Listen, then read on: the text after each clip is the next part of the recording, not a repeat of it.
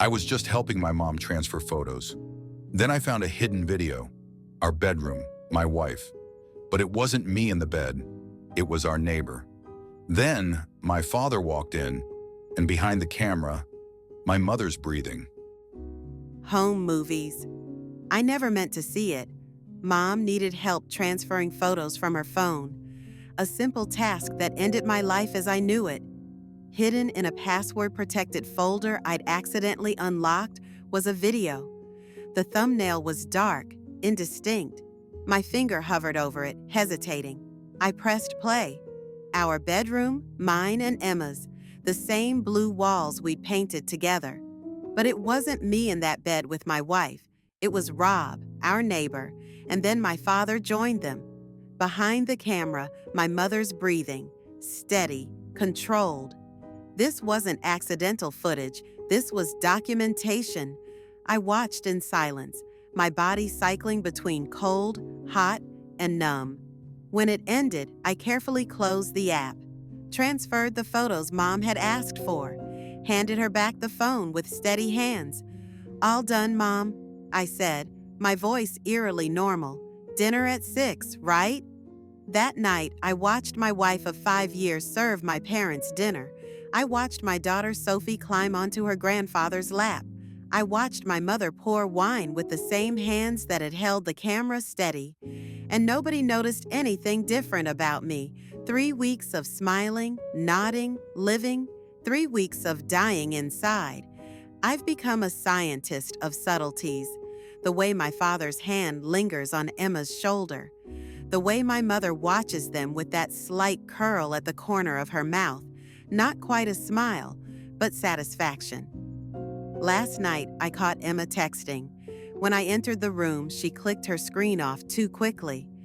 "Just checking the weather," she said. 5 minutes later, my father's phone buzzed. I'm collecting these moments like specimens, connecting them with invisible thread. Each one confirms what I saw wasn't isolated, wasn't a mistake.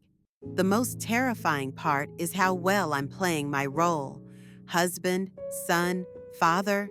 I laugh at the right moments. When I close my eyes, the video plays on repeat behind my eyelids. "You've been quiet lately," Emma said over breakfast. "Just work stress," I replied. She nodded, relieved at the simple explanation. People want to believe the surface. They'll accept any reasonable lie over an impossible truth. I've started recording conversations, saving texts, looking for patterns. Yesterday, I found old emails between my mother and Emma from 7 years ago, before we'd even met. My silence is becoming a presence in the house, a ghost growing larger each day. Not yet too big to ignore. Not until I understand what I'm facing. Because sometimes at night, when Sophie is asleep, I stand in our daughter's room and wonder, what else don't I know?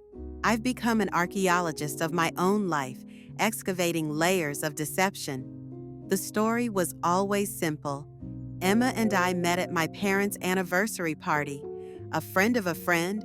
Sparks flew, whirlwind romance, marriage. Sophie arrived a year later. Now I'm questioning everything. I found an old hard drive in the attic, photos of Emma at my parents' lake house from 8 years ago, 2 years before we supposedly met. My mother's arm around her shoulders. I've started tracking timelines. When Emma moved to this city, 6 months before our chance meeting. When my father's company hired Rob next door, the same month. When my mother suddenly encouraged me to attend that anniversary party, the day after Emma had dinner at their house, a dinner I never knew about. This morning I called my old roommate. "Remember when you met Emma for the first time?" I asked casually. "At the wedding rehearsal," he said. "I never met her before that, man. You kept her pretty hidden." Hidden? Or was I kept hidden from her past, too? Then there's Sophie, my beautiful daughter with her hazel eyes. Eyes that match neither mine nor Emma's. Eyes remarkably like Rob's. I found myself clipping a strand of Sophie's hair from her brush. One DNA test would answer the question I can't bring myself to ask. The past is collapsing, losing all familiar contours. 6 years of memories, rewinding with sinister new context. And still, I say nothing, do nothing, watch everything.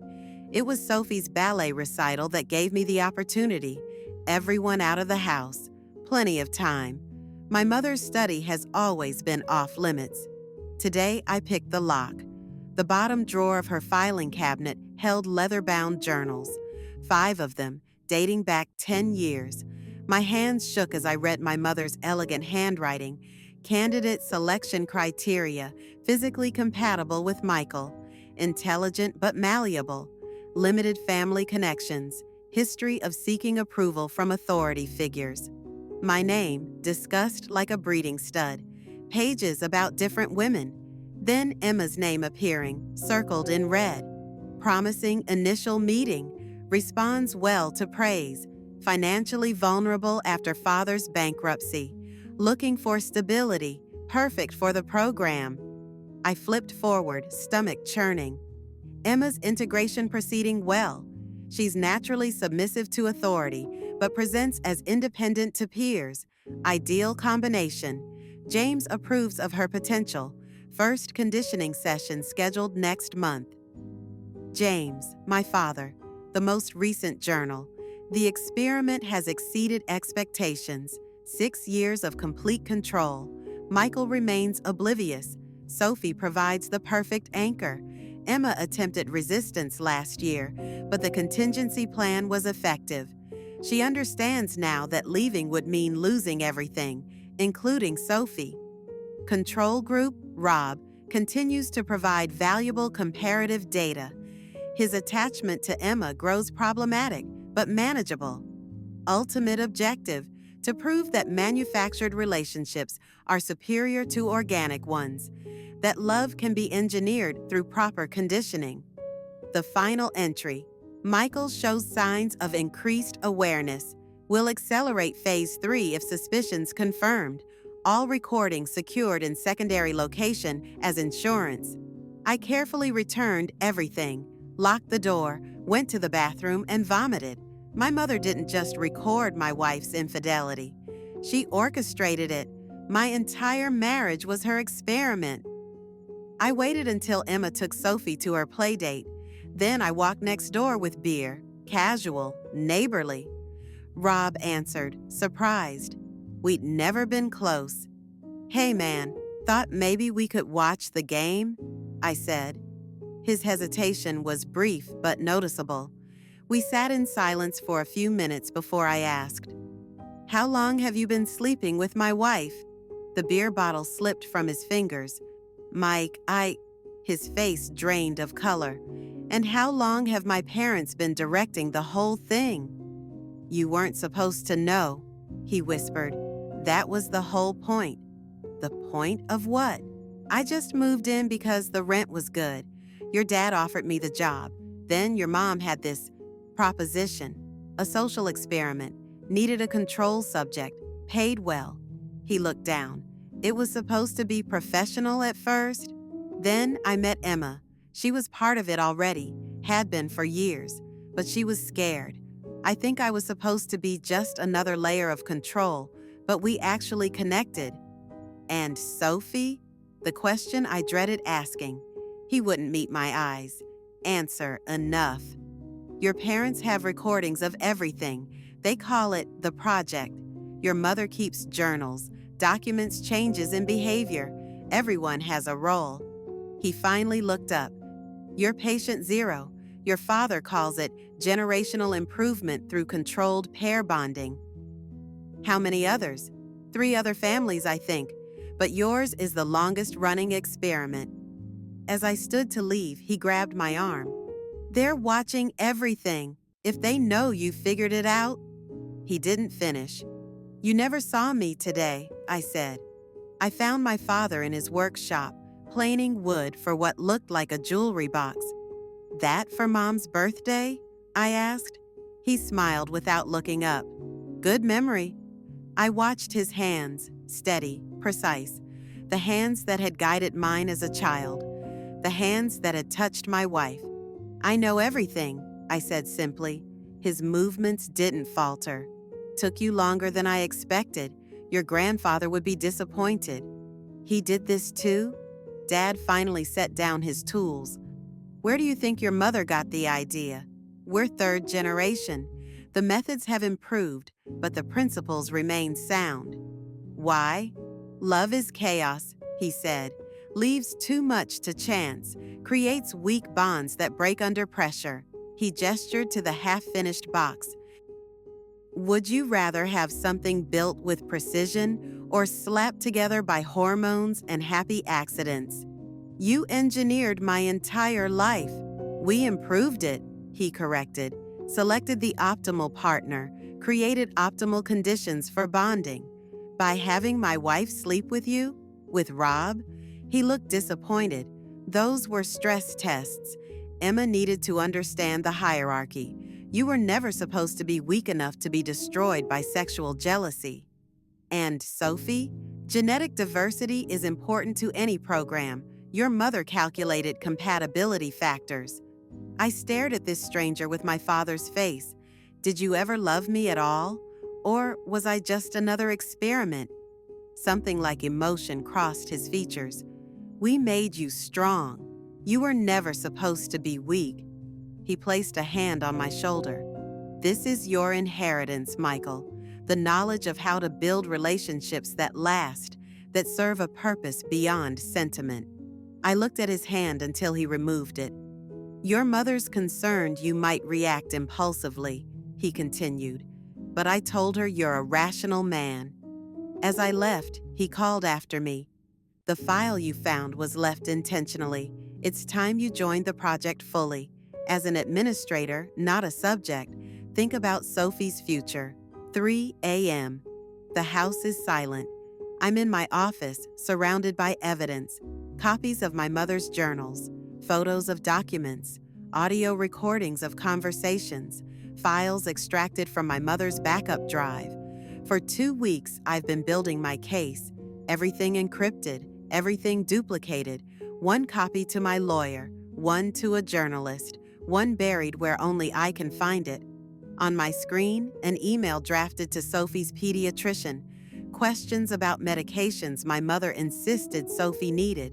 Next to me, 3 small suitcases, passports with different names, cash. I've prepared for every scenario except the one where I stay. Part of me wants revenge, to expose everything, watch their carefully constructed world burn. Another part wants to protect Sophie from ever knowing the truth. I walk to my daughter's room. She sleeps peacefully, unaware her life was engineered in a laboratory of human emotions. I touch her cheek gently. "I'm breaking the cycle," I whisper, "for you." At dawn, I leave 3 sealed envelopes on our bed, one for Emma, one for my parents, one for Rob. Inside each, a USB drive with selected pieces of evidence and a simple note: "I know everything. Sophie and I are gone. Release the full documentation to the authorities or live with what you've done in silence. Your choice. I take nothing but Sophie and the truth. Leave behind everything built on lies." 15 years later, the documentary Controlled Variables, The Family Experiment wins another award. On screen, a young woman with serious eyes accepts the trophy.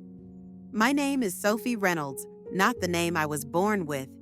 This film documents the psychological experiment I was born into, an experiment spanning 3 generations, involving 4 families, destroying countless lives. Cut to newspaper headlines: "Family Psychology Cult Exposed. Renowned psychologist and husband arrested. Human experimentation in suburban America." Sophie continues, "My father saved me when I was 5 years old. He chose to break the cycle rather than join it. He taught me that real love isn't engineered. It's chosen every day, despite our wounds." Cut to interview footage. A middle-aged woman, her face haunted. "Emma. I was 19 when they found me, vulnerable, alone. They offered security, belonging, then the conditioning started. Her voice breaks. By the time I met Michael, I didn't know who I was anymore. Cut to prison footage, an elderly couple in jumpsuits.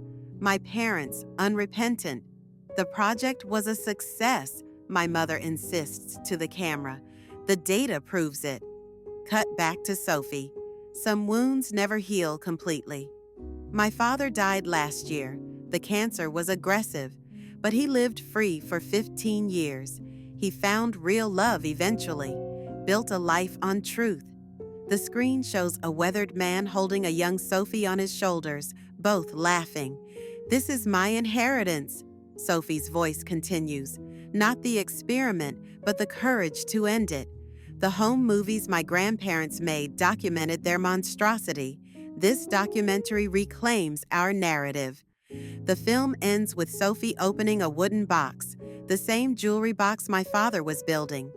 Inside, the thumb drive I left her, labeled, "When you're old enough to understand." Sophie looks directly into the camera. Family isn't something to be engineered. It's something to be cherished, something to be chosen, something to protect from those who would turn love into a laboratory. Fade to black. In darkness, Sophie's final words. My father saved me by disappearing. I honor him by speaking the truth out loud. If you enjoyed, hit that like button, subscribe, and turn on notifications.